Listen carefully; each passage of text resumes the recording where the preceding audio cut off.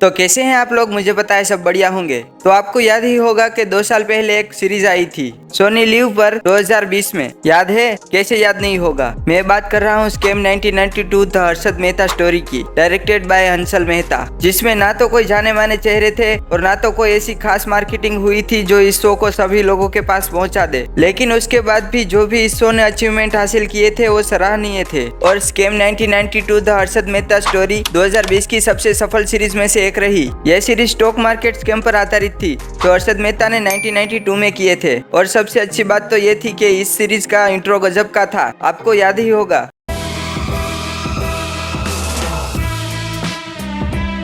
तो हंसल मेहता इतिहास दोहराने वापस आ गए हैं अपनी एक और नई सीरीज के साथ, जिसका ट्रेलर बस अभी अभी आया है और मैंने जस्ट अभी अभी देखा है। मैं बात कर रहा हूँ स्कैम सीरीज के दूसरे पार्ट की, स्कैम 2003 द तेलुगु स्टोरी के ट्रेलर की, जो बिल्कुल सेम वही वाइब दे रहा है जो scam 1992 the Harshad Mehta story के टाइम पे थी। और वो इसलिए ऐसा दिख रहा है क्योंकि इस सीरीज का स्क्रीन प्ले हंसल मेहता ने लिखा है। ट्रेलर में हमें वो वाला इंट्रो भी सुनने को मिलता है जो पहली सीजन में था और एक नया वाला इंट्रो भी सुनने को मिलता है। और हाँ, इस सीरीज का स्कैम 1992 सीरीज से कोई लिंक नहीं है और ना तो कोई एक्टर्स इस सीरीज में वापस आने वाले हैं, लेकिन फिर भी ये सीरीज स्कैम सीरीज का दूसरा सीजन होने वाला है। बात करें कहानी की तो कहानी कौन नहीं जानता होगा, सबको पता है कि क्या हुआ था और कैसे एक रेलवे स्टेशन पे फल बेचने वाले ने पूरा देश हिला दिया था। फिर भी किसी को पता ना हो तो मैं बताता हूँ। देखो, हर्षद मेहता ने लगभग 250 करोड़ का स्कैम किया था, जो आज के टाइम गिने तो उसका आंकड़ा कैलकुलेटर से बाहर निकल जाए। और 2001 में रुपयों में बढ़ावा आया जिससे ये आंकड़ा और भी बड़ा लगता है। अब आता है 2003,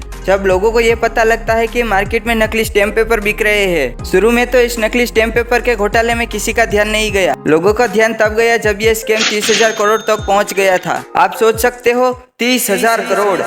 आप इस बात से अंदाजा लगा सकते हो कि अब्दुल करीम तेलगी के नकली स्टैम्प पेपर कहां तक पहुंच चुके थे कि आरबीआई को ना मानते हुए भी नकली स्टैम्प पेपर को असली मानना पड़ा। अब्दुल करीम तेलगी का जन्म कानपुर में हुआ था। उनके पिता रेलवे विभाग में एक एम्प्लॉय थे। अब्दुल अपनी पढ़ाई के साथ रेलवे पे फल बेचा करता था। अब्दुल पहली बार अरेस्ट हुआ था नकली पासपोर्ट बनाने के चक्कर में। इस बंदे ने पूरा सिस्टम हिला दिया था। जब लोगों के खाने के लाले पड़े थे तब ये बंदा नोटों की गड्डियां छाप रहा था। और जब इतना बड़ा स्कैम हुआ हो और हंसल मेहता के ध्यान में ना आए, ऐसा तो नहीं हो सकता। जैसा कि मैंने बताया, अब हंसल मेहता ये सीरीज लेके आ रहे हैं, लेकिन इस बार इस सीरीज को हंसल मेहता ने डायरेक्ट नहीं किया है। इस सीरीज को डायरेक्ट किया है तुषार हीरानंदानी ने, जिनकी ये पहली सीरीज होगी जिसे उन्होंने डायरेक्ट किया है। और हंसल मेहता इस सीरीज के को डायरेक्टर है। इस सीरीज को अडेप्ट किया है राइटर संजय सिंह की बुक तेलुगु स्कैम रिपोर्टर की डायरी से। बात करें एक्टर्स की तो पहली सीजन की तरह इसमें भी लीड रोल प्ले करने वाले एक्टर को आपने शायद ही कहीं देखा होगा। अब्दुल करीम तेलगी का रोल प्ले कर रहे हैं गगन देव रियार, जो इसके पहले सोनचिरिया में दिखे थे, जो शायद आपको याद भी ना हो। गगन देव रियार ट्रेलर में बहुत अच्छी एक्टिंग करते दिख रहे हैं। बाकी इस सीरीज में मुकेश तिवारी, साद रंधावा